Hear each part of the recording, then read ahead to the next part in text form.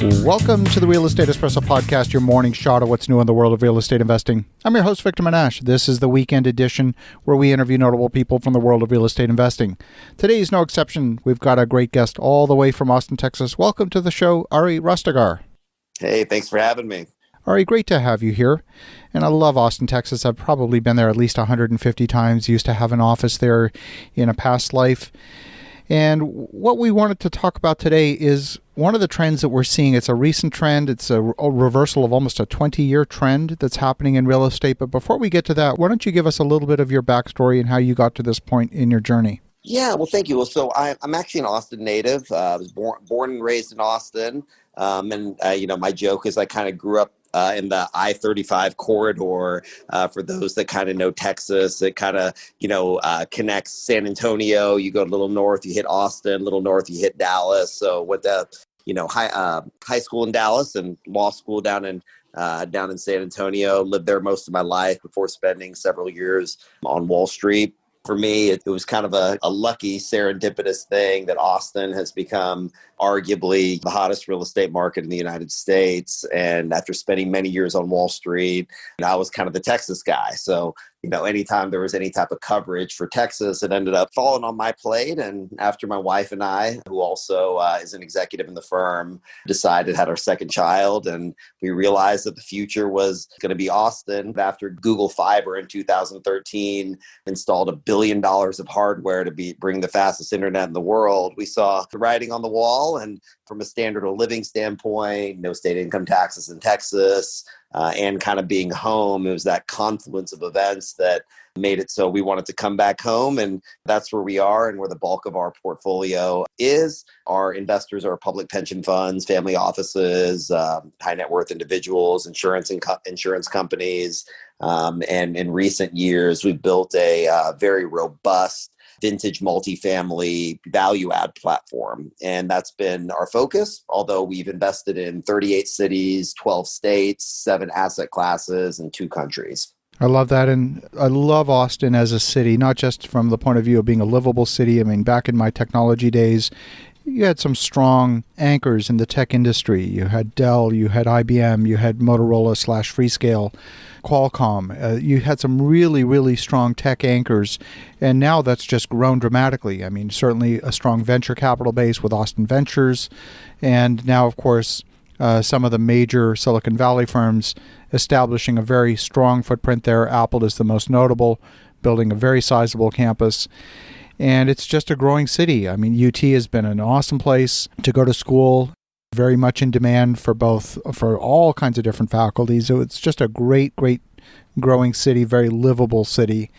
And what we're talking about today is a reversal of a trend that has been underway for, the last 20 years, really the urbanization of some of the most sought after, most expensive coastal cities.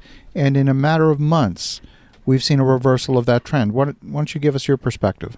Yeah, I think that's right. I think what we've learned in this post-COVID environment and during COVID is trends that were already kind of underway being accelerated. Okay, so I think it's important to note that although, we've seen these massive changes, psychological, economic, socioeconomic changes from COVID, very much of them, again, have been accelerated. And I was joking the other day that they threw jet fuel on these things. So if you looked at California a year ago, there was over 1 million, I believe it's around 1.2 million people. Don't quote me on the exact number, but it's over 1 million people left California. 150,000 of them came to Texas. Okay. And so we've started to see, I think California, my wife was born in Hollywood. My sister-in-law, who was our chief operating officer, is from California. And I always joke that LA and Southern California are my favorite cities to visit. There's all these wonderful things about California that have kept people there, but local government, state level government have made it so difficult to transact business, super high state income taxes, and just an unfavorable business environment. And we started to see what that exodus looks like, right? So when you look at a city like Austin, as you mentioned, a lot of folks don't know that Amazon's largest acquisition to date in Whole Foods is an Austin-based, Austin-founded company. They paid $13.2 billion.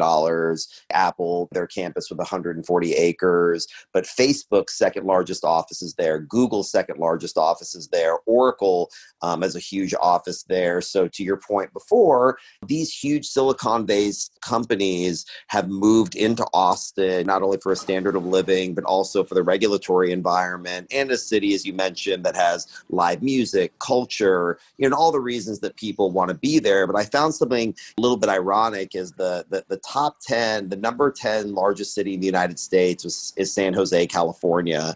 And as of next month, based upon projections, Austin will pass San Jose as being the 10th most populated city in the United States. And so that's talking about the heart of Silicon Valley, right? So it really comes down to consumers, certainly millennials, just being a lot smarter and savvier, in the way that they spend money, the way they invest money, but also having different core values, okay? So now the pandemic teaching us that we can work from home, employees are starting to ask, well, do I want to live in the shoebox in San Francisco or New York City? And trust me, I did my time on Wall Street.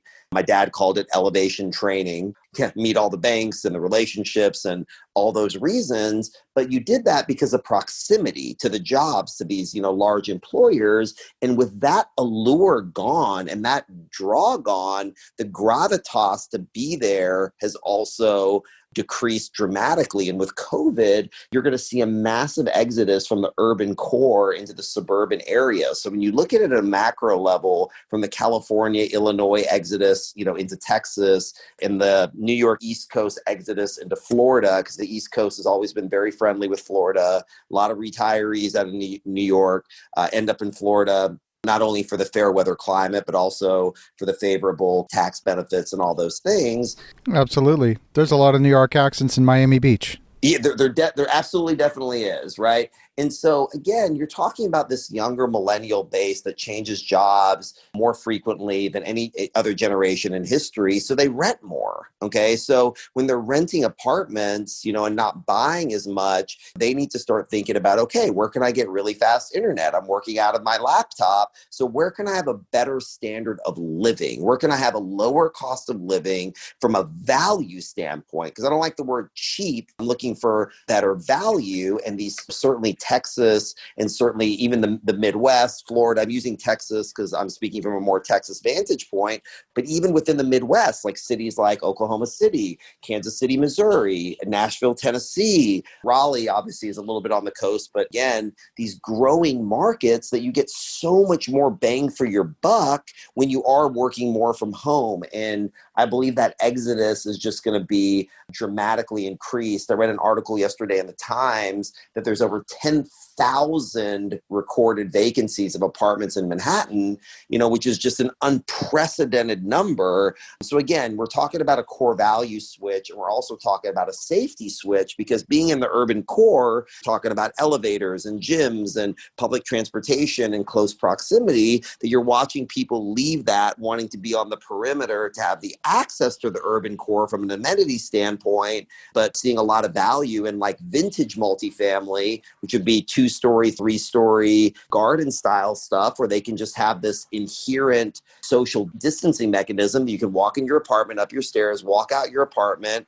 but still have access to the urban core. So I think there's a lot of things that are happening that are furthering what that exodus is from the coasts. We saw that really actually over much of the past decade. We've done a lot of development in Philadelphia, where here again, a lot of New York accents in Philadelphia. And if you work in the city and you've got a 6-figure income, you've got a roommate if you're living in Manhattan, because that's all you can afford. And what we found, especially with the new high-speed rail link, you can be into Penn Station in an hour and 10 minutes. And if you're living in Philly, you live a much better quality of life for a much lower cost. And if you have to go into the city once a week, no big deal. Now, a lot of people are making these decisions, career decisions, based on relationship building. So, for example, if you were in Silicon Valley, a lot of people felt that if they were in a satellite office, that they were too far from the center of power in order to have influence. So they were reluctant to go to Austin. They were reluctant to go to Nashville, reluctant to go to Dallas. But today, those cities have critical mass. They have achieved enough of a center of gravity that you can have a very good technology career in any of those cities without having to be Silicon Valley based with all of the issues associated with that. You nailed it. Yeah, absolutely nailed it. I couldn't agree more. And these are the questions, and these are the thought. The gravitas is now there, and it was, as I mentioned before, about that proximity. These other cities, they've hit that critical mass. There's huge, and even with Tesla announcing recently they're bringing their new gigafactory down to Austin.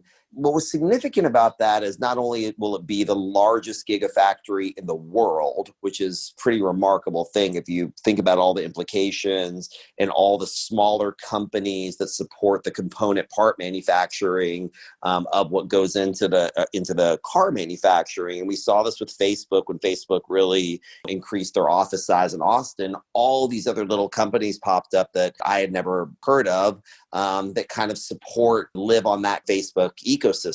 Same with Tesla, same with these types of companies. So ultimately, the gravitas is where, even if they want proximity, they're going to want to be in these areas. But even without the proximity, we've become a virtual proximity culture with the advent of the Zoom and the Skypes and, all these other things we're seeing post-COVID. So again, all this stuff is really accelerating. But what I'm really bullish on, is the growth of the suburban, the resurgence really of the suburban areas and sprawled metroplexes like the Dallases or Austins or Nashvilles. And quite frankly, even some of the sprawled metroplexes around some of the cities that people are leaving, like the core of San Francisco, going a little bit further out of LA County, Santa Clarita's, some of these other little micro markets that surround these major cities. So it's much more than a COVID thing.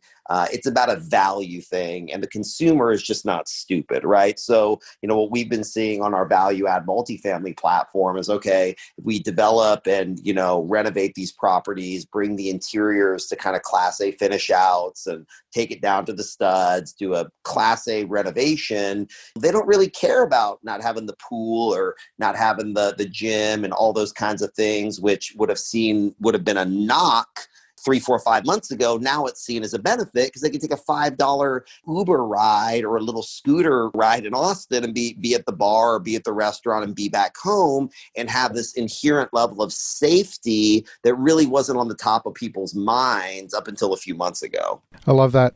One of the things that we've seen as well is that, of course, cost of construction has gone up dramatically since a lot of those buildings were built. They might have been built at a time when hard construction costs were $60, $70, $80 a square foot. Today, you're up at $120 a square foot. So if you're refinishing something that was built 20, 30 years ago, the cost of doing that is relatively small compared with the cost of new construction. So you can do a value add for a very, very economical capital spend. You nailed it. And it's about, and then you could also buy at a discount to intrinsic value. So it's actually twofold, right? So when you buy these properties, there's expense inefficiencies, right? Because for everything that we always look at from a strategic standpoint is just driving NOI. So it's one thing to say, oh, property land values are going to increase, appraised values, and all those kinds of things. And it's all about increasing revenue, lowering expenses, and finding those efficiencies. But when you buy in bulk, also when you're renovating hundreds of units at a time, you can get some really deep value that ultimately translates to lower rent. So if I can hit my margin of renting this XYZ apartment to an individual that's 45% less in rent than the new development across the street, but still is the same finish outs, that's the obsession with the consumer and the obsession with delivering deep value that we think about at Rastegar is like, we're obsessed with our consumers. Like, how can we deliver better value, not from being cheap, but actual value? Because to me, I have a stark differentiation between those words. Just because something is less expensive doesn't mean it's cheap. There's an awful lot of discussion about distressed properties coming on the market. We haven't seen it yet, much as there's been a moratorium on evictions. There's also been a moratorium on foreclosures. Now, that doesn't necessarily extend to the full breadth of the commercial market, but we know there's going to be bargains appearing on the market at some point. What's your perspective on that? Absolutely agree with you. I think, look, real estate is such a big word. So we talk real estate, we can talk about residential, we can be talking about hotels, we can talk about REITs, mortgage, right? It's such a big word. So you kind of have to hone that in. So we look at commercial, we look at the asset classes within the commercial real estate umbrella, and we hone in on hospitality. Hospitality is obviously going to go through a major correction because people aren't traveling as much and for all those obvious reasons. But it depends on what chart you're looking at, right? I always live, and my wife makes fun of me that I live, she always says, you live 20, 30 years in the future. So I'm always like assessing risk from the longer term. And I think there's going to be obviously an adjustment there. There's a lot of mechanisms that are going to have to come in place, certainly from a sanitization standpoint. So there is going to be some deep value opportunities in the retail space, in the hospitality space, certainly, and throughout other commercial endeavors. But multifamily, we really see as a flight to security. And you're right, a lot of those huge, deep discounts that everyone was expecting really hasn't happened yet. And that has a lot to do with the debt maturity and has a lot to do with the forbearance that the banks are allowing some of these asset classes, these sponsors, to continue to throw whatever those interest payments would be to kind of the end of the term. So we haven't seen that just yet. Multifamily has actually done surprisingly well, right? So if you look at it at a United States level, and at this point in my career, I assess markets not only on a city-by-city basis, but almost on a street-by-street corridor basis. Sometimes the macroeconomic view, most times, is not indicative of what the value could be in a certain corridor. Like if you look at Austin multifamily in the Mueller district as an example, you can't compare that to, Los Angeles multifamily in Hollywood, right? I mean, you have to really do it on a case-by-case basis. We're seeing more people renting because they're scared to buy.